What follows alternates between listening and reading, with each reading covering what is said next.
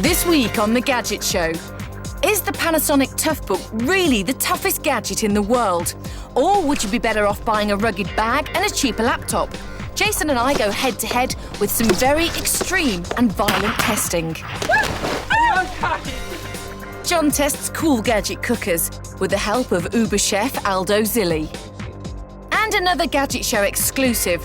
Months before its European launch, we've got our hands on Sony's next-gen games console, the PS3.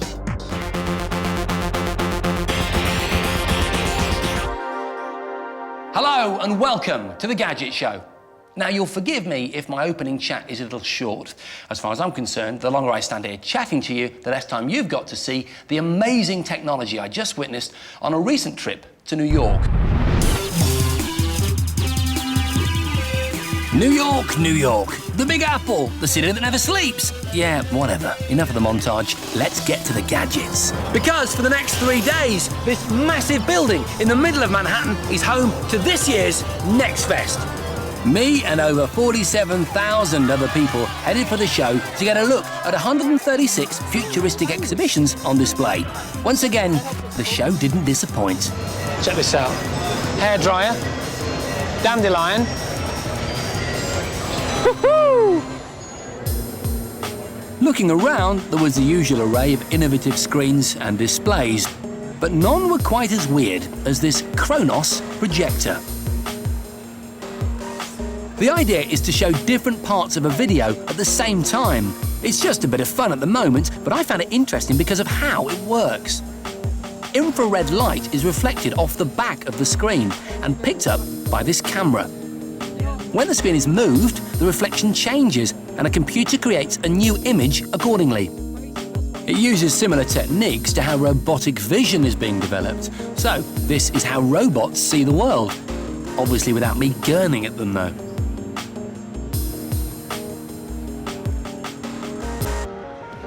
Talking of gurning, check this out. Graffiti artists eat your heart out. This is where the future of street-based art is at. I took a picture on my mobile phone a few weeks ago of Susie in the Gadget Show studio. I handed it to you, 5 minutes ago? Yep. And now, magically, it's going to be transferred onto this paper, which could be, I don't know, Susie's front door or a wall in the high street, via this roller. Designed by some Brits, it might look like a paint roller, but it's actually a kind of handheld printer. Connect it to a laptop and customized software tracks the position of the roller over an image. Kind of like a computer tracking a mouse. That is one seriously attractive man.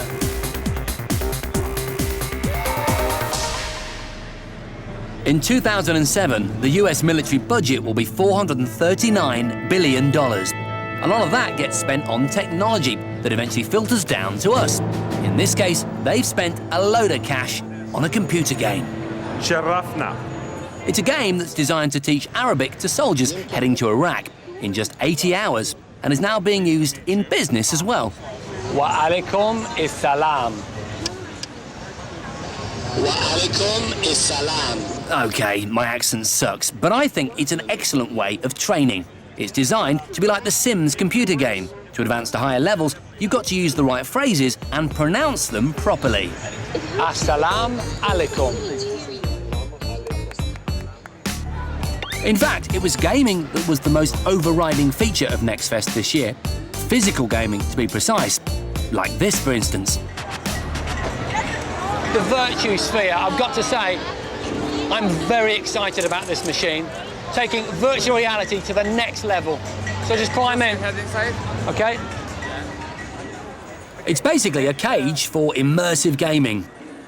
The rollers underneath are connected to rotation trackers, which match the speed and direction of your movement to what you see in the headset. Turn your head, the world rotates. Run in the cage, and your character runs in the game. US Marines and SWAT teams have actually used this for training, and the Moscow Olympic bid used it for a walkthrough of their plans. But I love it as a next-gen gaming accessory. But this, I just have to have in my flat. Oh, come on, look at that, incredible. It wasn't my favourite physical gaming device of the show, though. Let's get it going, baby. That honour doesn't go to the fanciest or the most high-tech, just the most enjoyable. It's just gorgeous. definitely, for me, one of the highlights of the show. This is Mob Zombies. And once again, it's bringing that physical element to gaming that I'm so keen on. The idea is that you use your body. You move around to move your little character through a maze, around an in-game environment to avoid or bomb zombies. So here goes. Here comes some zombies. I'll just detonate my bomb. There's my bomb.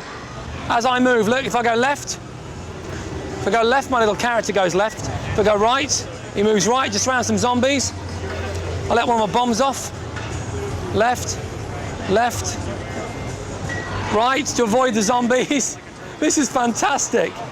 It's still in prototype form at the moment. No, there's thousands of the zombies. And is essentially a collection of digital compasses and accelerometers connected to a tablet PC.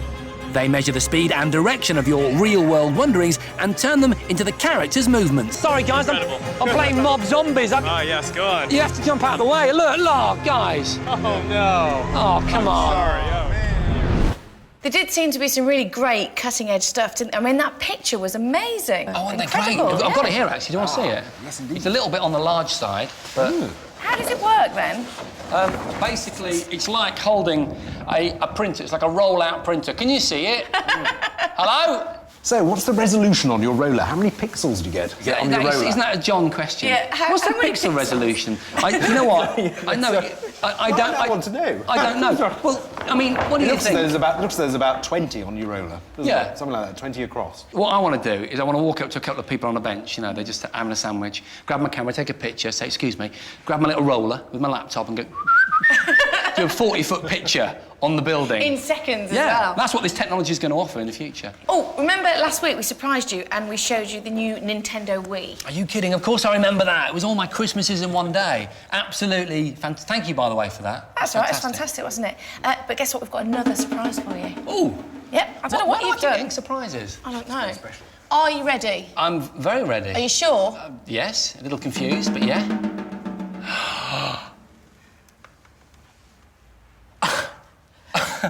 PlayStation 3. Yep. Absolutely gobsmacking. 5 months away from releasing this. This is like, have you got a future machine or something? Where did you get this from? Well, I'll tell you that in a minute, but let's get it all plugged in and wired up because it's a fully working model.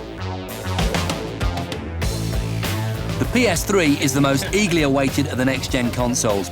Why? Because of its incredible power. Oh, it looks beautiful, doesn't it? It's by far the most powerful console the world has ever seen. That is beautiful! Look at that! Wow! Its performance has been likened to having 7 or 8 high-spec PCs strapped together.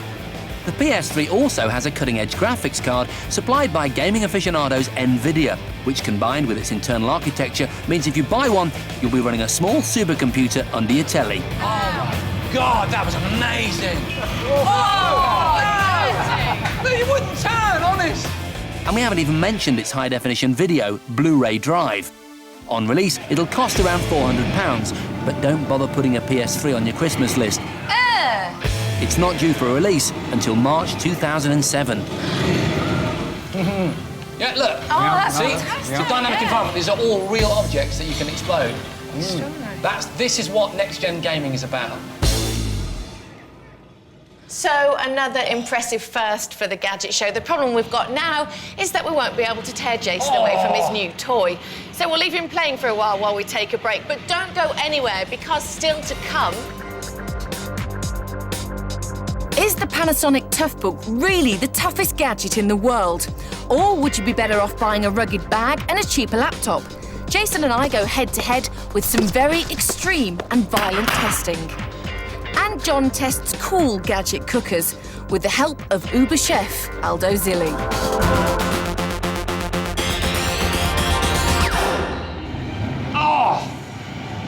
Time now for some of the more severe testing that we enjoy so much on the Gadget Show. And this week, we're going to be getting very, very violent with laptops.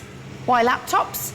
Well, because of this, the Panasonic Toughbook. And this is one seriously tough gadget. In fact, in the Iraqi war, a soldier was caught in crossfire and he held up the Toughbook and it took a bullet and saved his life. How many laptops do you know that would do that? It's known as the toughest laptop in the world, and not without reason. The Toughbook is tested to standards set by the US military. As well as the desk drop test, Toughbook Boot Camp involves the sort of torture that would have lesser laptops admitting to witchcraft. This test is replicating 1,000 miles of transportation. This one simulates 4 inches of rain in an hour pounding down on the keyboard and screen. Next, they freeze the machine at minus 29 degrees centigrade before cooking it at plus 60 degrees in a tropical climate. And to gain the name Toughbook, any design must pass all these tests twice. Jason, I need you to come and do this link. All right. No, seriously. Yep, just come in. Now! Honestly. So what are we doing? Toughbook, great. Yes, lovely that's piece the of kit. distraction. Did you know that a Marine's life was saved by one of these? I've done that. OK, £2,500. £2,500? You having a laugh? I mean, it's great and everything, but that's far too much money. What you want is one of these, a fraction of the cost, a nice protective bag into which you can put any laptop. This crumpler bag has been designed by a group of Aussie cycle couriers who wanted a bag that would protect equipment whatever the weather. It's made out of D-nylon, which is a tough water-resistant fabric that's also used to make army assault vests. Round the edge, they've sewn an extra inch of fabric to help keep dirt and dust out. But the most vital part, as far as my laptop's concerned, is the padded pouch. This fits snugly around the machine to keep it safe from knocks and bangs. So here is the big question. Which one of these is the safest option? Now, I think you should always go for something tailor-made that's specific, so I would always plump for the Toughbook. Yeah, but you see, what if you've not got £2,500? What if you can't afford that? Well, it's just tough, isn't it? Yeah, and so is my bag. Huh? So is my bag tough, and it's a fraction of the price. You can put anything you want in here, and its composite nylon material will protect it in all situations. All right, nylon bag freak. I feel some very nasty roughness coming on to solve this dispute.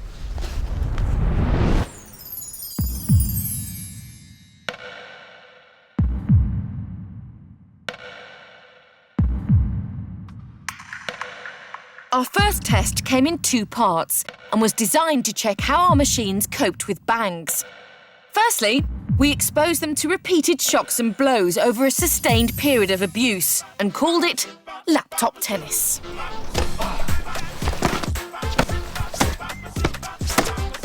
Even in a knockabout like this, the balls travel at over 50 miles an hour, which means all the internal components are liable to get shunted out of place, and the LCD screens could easily get cracked or compromised.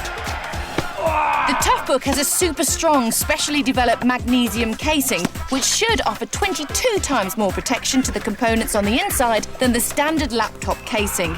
That is, of course, if those components decide to stay on the inside. Oh no, my innards have come out. That's your DVD. Oh no, my DVD's... Quick, before it gets wet, I'd whack it in. Hang on. Good to go? Yeah, I'm still going. The crumpler, of course, is a bit more low-tech. It was hopefully protecting my laptop with a simple padded pouch. After nearly an hour on course and a straight sets victory to Susie, we headed straight off for the second part of our impact testing.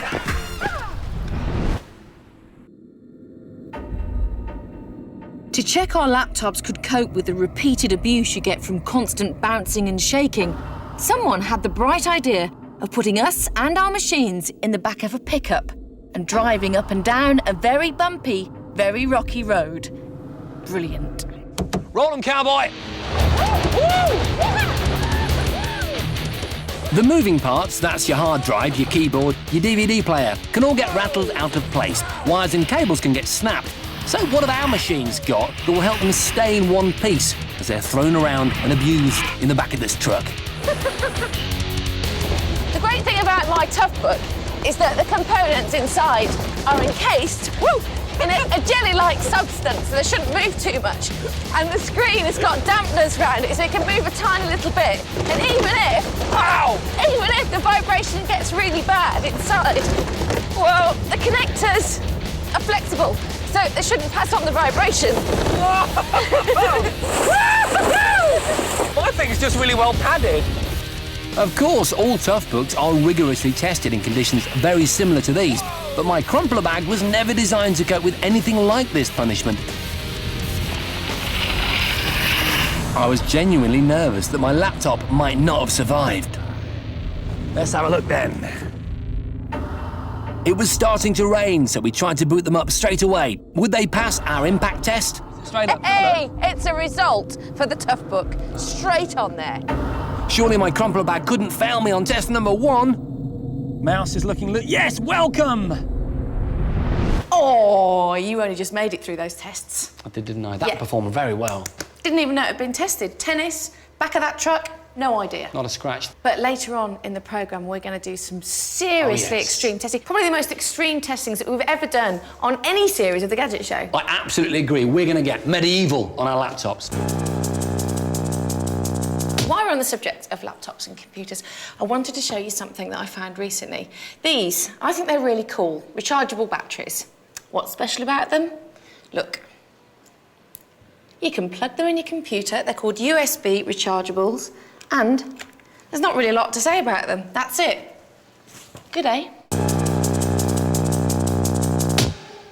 Now, ovens. Not a subject I'd expect to detain us on the Gadget Show, frankly, but even the humble oven hasn't escaped the technological revolution of the last few years. There are now steam ovens, super-fast ovens, even ovens that are said to be intelligent.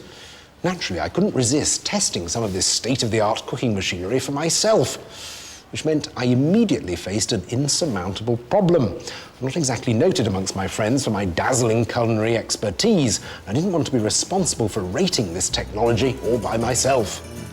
Thankfully, celebrity chef Aldo Zilli, known for his impressive fish restaurants and award-winning Italian cuisine, agreed to help me.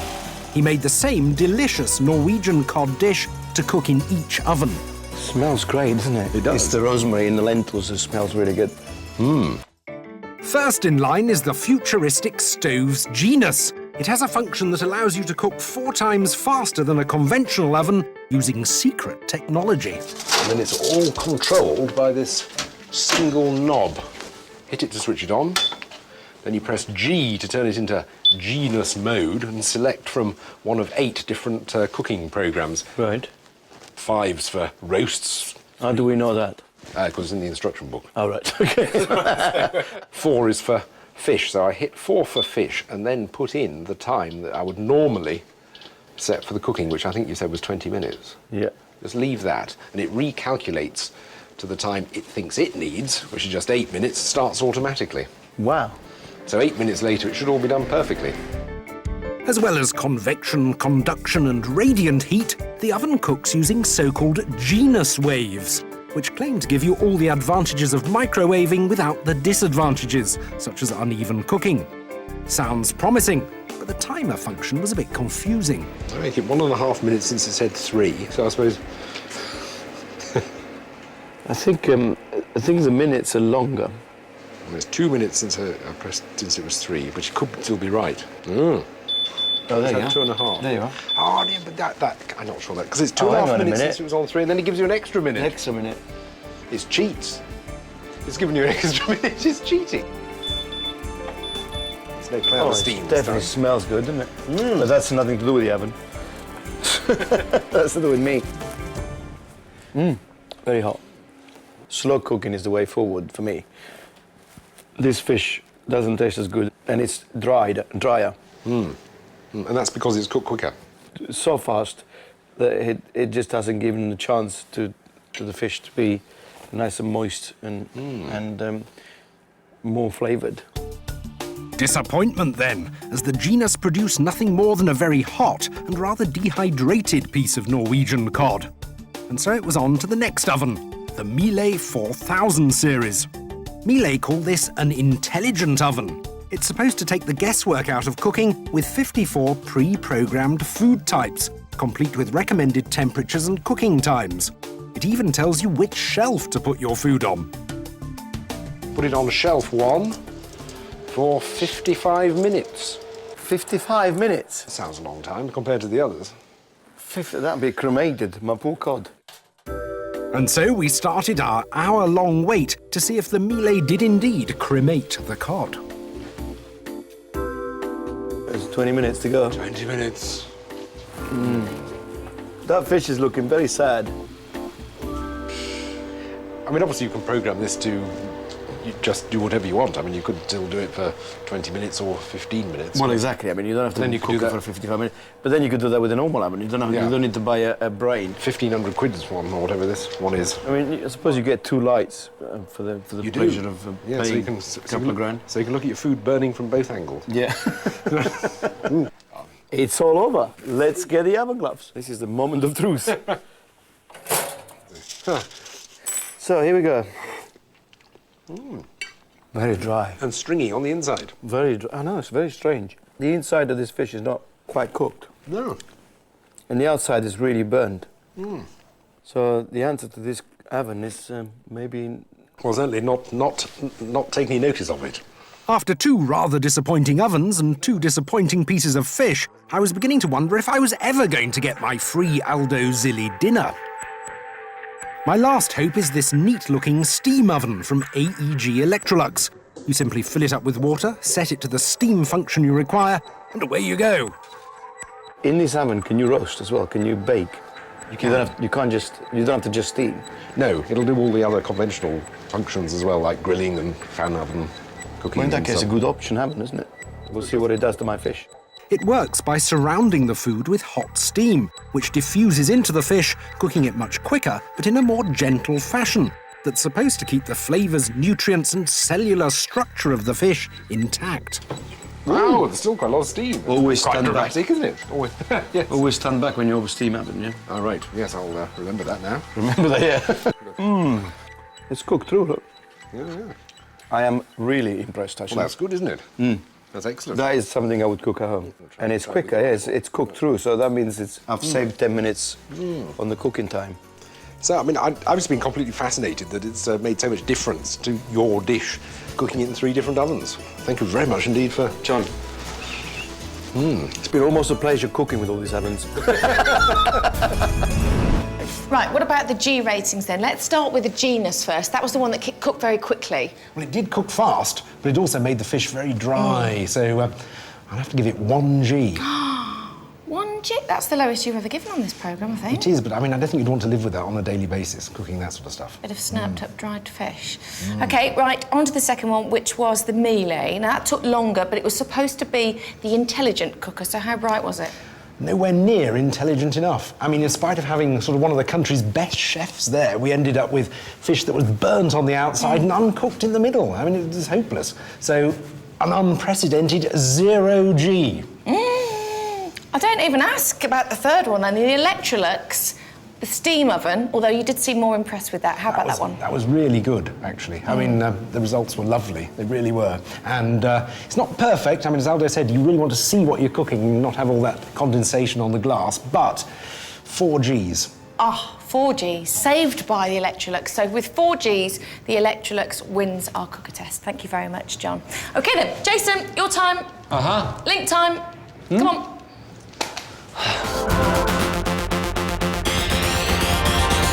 Every week on the Critical List, we take a look at what's latest and what's best in a particular area of gadgetry. And this week, we're looking at accessories. Jason, will you please stop listening to your iPod? I've been unbearable today, haven't I? What if it's not the PS3, it's your iPod? But it's just a really, really good gadget. It's called the Blue Eye. OK, and it's a Bluetooth peripheral for your iPod. Now, it doesn't plug in via the headphone socket, which you'd expect. It goes in the bottom bit, but apart from that, it's little more than a normal set of headphones. But this little unit is a 3-in-1 Bluetooth widget. It's got an FM radio in it, which if you press the button, you should actually be able to see it come up on there. See? You see that? Yeah. And then if I press the button again, it goes back to the normal iPod operation, all done wirelessly. But best of all, if I get a phone call while I'm sat here listening to my music, I just press one button and I can answer the call and talk to it via this headphone and mic set. So I just keep my phone in my bag and I don't even have to touch it. Brilliant. Isn't it a great idea, isn't it? Great. Oh, hang on, I've got a call coming in right now. Let's have a look. Just press that button. And there it is, answered. Hello, Suze. Look, you can see it on my iPod. Look at that. That's great. Isn't that fantastic? Oh, that's my phone number. Oh, yeah, sorry. Do you know what I said when I walked into the Gadget show office this morning? You said, has anyone got a Nokia charger? Yes, because what do I always do? Leave my Nokia chargers in some wherever I men's go. hotel room. Not necessarily. I actually left it at my mum's last night and my battery was low. Nobody had a charger for my phone. However, I was handed this, which is called a mob charger, and it's basically an emergency battery, which is perfect for me today. So you literally just plug it into your phone, and it charges. You leave it for half an hour and you get 60 minutes talk time. By the looks of things, these are for different models? Yeah, exactly. Whatever model you've got, you just buy the corresponding one. What you got, John? I've got a gorilla pod. No, I mean, what have you got for the critical list? Gorilla pod. Tell us about The it. trouble with conventional tripods is you need something flat to put them on, like the floor. But not with the gorilla pod. It's a tripod made up of lots of ball and socket joints, which you can bend round and it'll cling on to virtually anything, like the back of the chair, branch of a tree, or Because whatever. I've always wanted to use your fist as a basis for taking a photograph. Because it's so steady. Exactly. Right. But it only costs 20 quid and weighs virtually nothing. And it's great for getting steady shots with your compact camera. But if you've got a bigger camera or a camcorder, they do a bigger version. It's called a GorillaPod SLR. It costs 40 quid. And I've stuck it on top of the telly. Oh, cool. Oh, it looks like a big claw. He's like a little creature sitting on top of the telly. Yeah, good stuff. Hey, I've got a really good accessory. Another one? Yeah, it's a wireless add-on to the PlayStation 3. Do you want to try it out, John? Let's go play with it. Cheers. Well, as John takes pictures of Jason playing his PS3 again, whilst probably taking phone calls on his iPod, we're going to take a break, after which some more extreme testing. Jason and I get a thorough dunking, and there'll be a blooming great big explosion.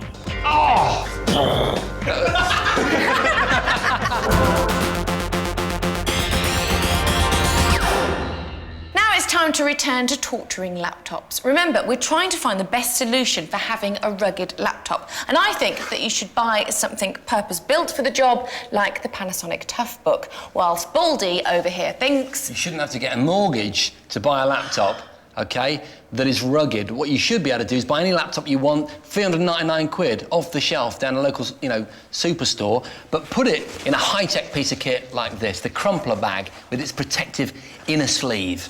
Well, we've already subjected them to some pretty major tests. We have. We played tennis with them. We put them in the back of a truck and went down a very fast lane. My machine in the bag did have a few glitches, but I think it's fair to say that both laptops have pretty much survived OK. Yeah. So now it's time to up the ante.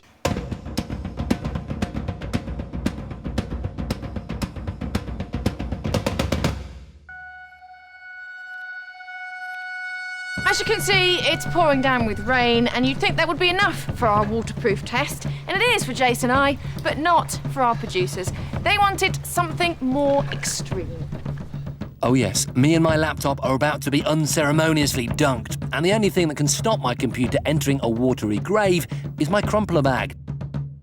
To stop the water rushing in, there's a waterproof lining and an extra inch of fabric around the outside. But it doesn't claim to be anything more than splash-proof, so it'll have to work beyond its limits to keep my laptop dry. 3, 2, 1.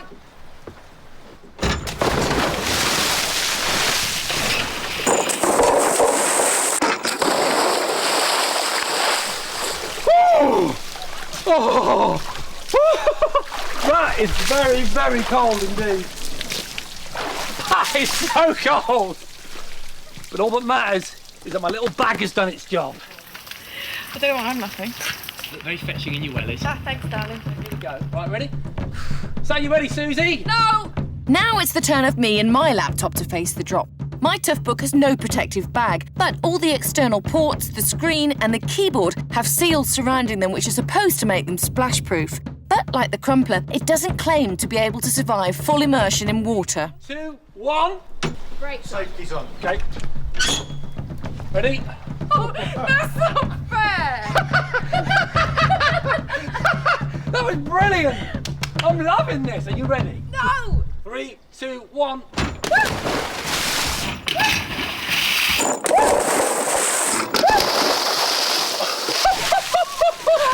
Are you okay? You said it wasn't cold! It's freezing. So, did either laptop survive the dunking? After a quick change into dry clothes, we tried turning them on again. Turn them on and see if they work. You ready? Okay, here we go. Go. Result, my Toshiba boots up with relative ease. But my Toughbook's struggling. Could this be the point where the world's hardiest laptop bows out and loses to a bag?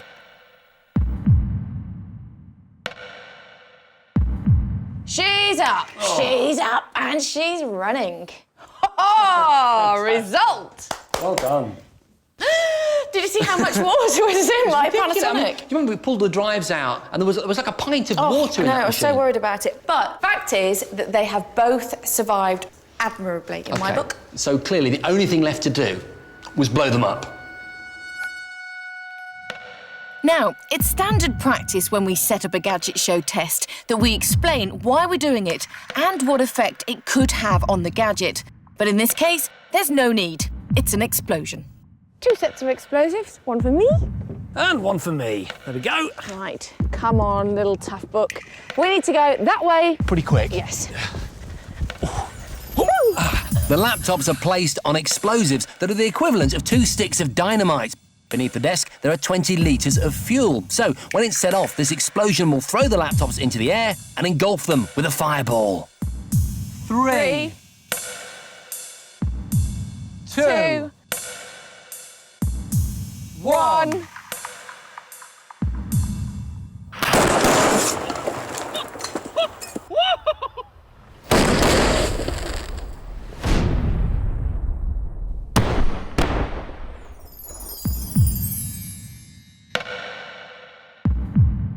Incredibly, the force of the explosion threw both laptops over 20 feet in the air. Come on then. Let's go. The question is, did they come back down in one piece? I can see yours. Oh yeah, my bag's there. That's the beauty of the bag, isn't it? Where's your laptop? No idea. Is it even there? Where is it? Ah, it's right here. Look at this. That's not too bad. That's absolutely incredible. Yeah, Suze. Oh. Do you want to open her up? Hang on. That's not good. Where? Hang on. Where is it? Is that the battery compartment? Yeah. There it is. There it is. I can see it. The battery's just been fired out. And it looks rather burnt. It's blackened, but maybe not. That's okay, because it can go Dead. off mains. Shall I have a look at mine? Yeah. The outer casing is burnt away. Yeah, but It's look. very warm. Suze, look. It's totally intact. Almost. A little bit of singeing there. It's quite warm, I'm not very happy about that. but the top of it is in perfect condition. Oh no! Look, it's totally broken it. It's wasted, look! It is absolutely fried. Oh, are you ready? Check this out. It looks like this truly is the end of the destructive road for my Toshiba. But could my Toughbook have survived the explosion? Will it still boot up? Whoa! How good was that explosion? So loud, even for those ear defenders. Yeah, no, it was fantastic. And anyway, listen, here they are in front of us. We haven't touched them since that moment. So we're both quite excited about finding out whether they work. Absolutely no idea whether any of them are going to work. Do you want to go first with yours? Yeah. Because I don't reckon yours has got much chance, I've got to really. be honest with you, I'm not confident. Which part would you like me to get out? Excuse me? Which key would you like me to get out? OK, there we go. Oh, no problem. I'm sure it's going to be fine. The keyboard's upside down the wrong way around. Hang on a minute. Just pop it round I think that that way. will make a big difference. Oh, it could be hugely crucial. OK, you ready? I'm going to press my on button. Here we go. See if it comes on. Yeah, not much of a surprise there that nothing's happening. Damn it! Damn and blast! OK, so you're out of the challenge. I'm done. You're out. And, you know, will I be out is the big question. Right, let's have a look. Come on, my little Toughbook baby. Come on. Oh, look at that screen, though. Oh, I know. Not I happy, know. is it? Yeah, but some life will win it, though, correct? Oh, any life, you'll take the challenge. Oh, no! The lights, come on, wait. Oh, no, you're kidding me. That is amazing. It's booted up! I'm so excited. Wow! Not only has this survived to the most major challenge that we've ever faced on the Gadget Show, but I've won another challenge. Gutted. Absolutely gutted. So there you have it. The Panasonic Toughbook was tested to the edge of destruction and it survived. So it's the first gadget ever to receive a Gadget Show rating of 5 Gs.